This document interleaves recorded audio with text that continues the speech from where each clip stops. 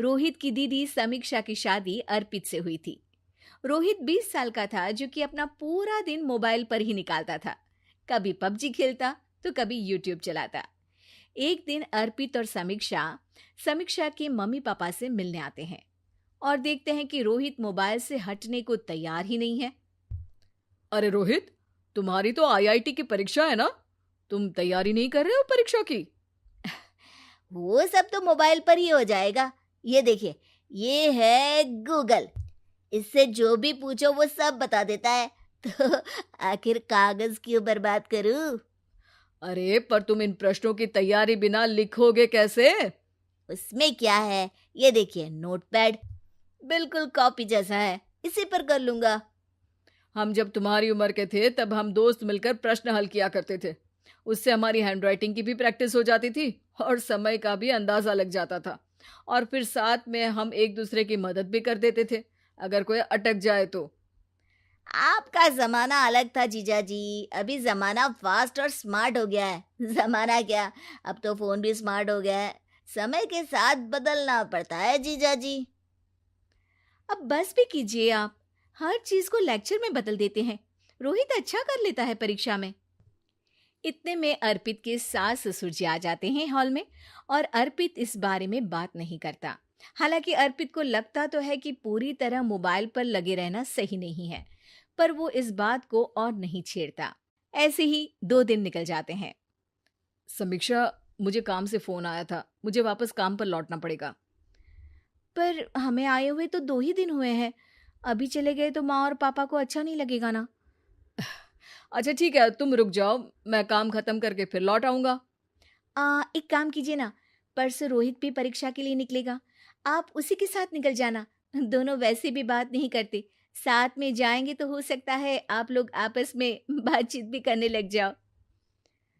आह, ठीक है, मैं काम को 2 दिन टाल सकता हूँ।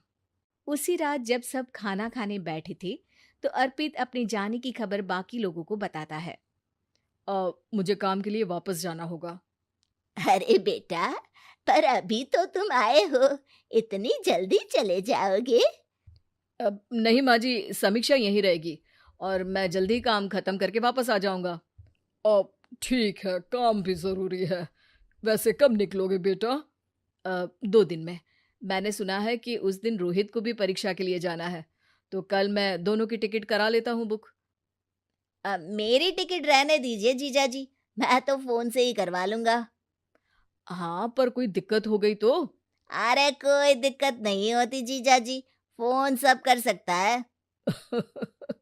हमारे फोन के रिचार्ज से लेकर टीवी का रिचार्ज सब रोहित यही फोन से बैठे बैठे कर देता है।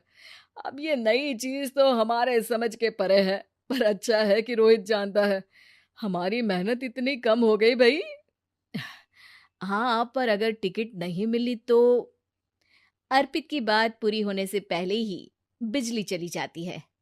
अरे ये क्या हो गया, आपने बिजली का बिल भर तो दिया था ना? अरे नहीं, मैं तो भूल गया था। अरे टेंशन मत लो माँ। देखा जीजा जी, आप बिजली का बिल भी भर सकते हो, समय बदल गया है। एक बार फिर अर्पित इस बात पर बहस नहीं करता। अगले दिन जाकर अपनी टिकट करवाता है और पैकिंग कर रहा होता है, जब शाम को अचानक से रोहित के चिल्लाने की आवाज आती है। नहीं, प्लीज प्लीज हो जा, ऐसा मत कर यार, प्लीज हो जा। अरे क्या हो गया रोहित? दीदी, सर्वर हैंग हो गया, मेरे टिकट मेरी टिकट नहीं हो पाई दीदी। क्या मतलब टिकट नहीं हो पाई? इतने में वहां रोहित के मम्मी और पापा भी आ जाते हैं। अरे क्या हो गया? माँ, मेरा टिकट नहीं हो पाया, सर्वर डाउन हो गया। अरे पर तूने तो बोला था कि हो जाएगा। हो जाता है, पर अब क्या करूं, ये क्या हो गया? अब कल की तो कोई बस भी नहीं है, ना ही अब टिकट मिलेगी ट्रेन की कल के लिए। मुझे तो कोई रास्ता नहीं दिख रहा। अब फिर लगता है मेरा ये साल बर्बाद हो जाएगा। घर पर एकदम से दुख का माहौल छा जाता है और सब रोहित को डांटते हैं, पर इतने में अर्पित वहां आ जाता है। आप सब रोहित को क्यों डांट रहे हैं? आपने ही तो उसे बढ़ावा दिया था ना। लेकिन इसकी लापरवाही के कारण इसकी परीक्षा छूट जाएगी।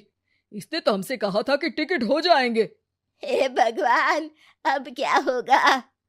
चिंता करने की कोई बात नहीं है। मैंने एक एक्स्ट्रा टिकट करवा ली थी। मैं समझता हूँ कि मोबाइल हमारा ही काम आसान करने के लिए है, पर उस पर ही पूरी तरह से निर्भर होना तो गलत बात है ना। रोहित टिकट को देखकर बहुत खुश हो जाता है और जोर से जाकर अपने जीजाजी के गले लग जाता है। सॉरी जीजाजी, मुझे आपकी बात ध्यान से सुननी चाहिए थी, पर थैंक यू सो मच। हाँ बेटा, तुमने तो इसका भविष्य बचा लिया। शिक्षा, दूसरों से मदद मांगना गलत नहीं, पर दूसरों पर निर्भर हो जाना गलत है।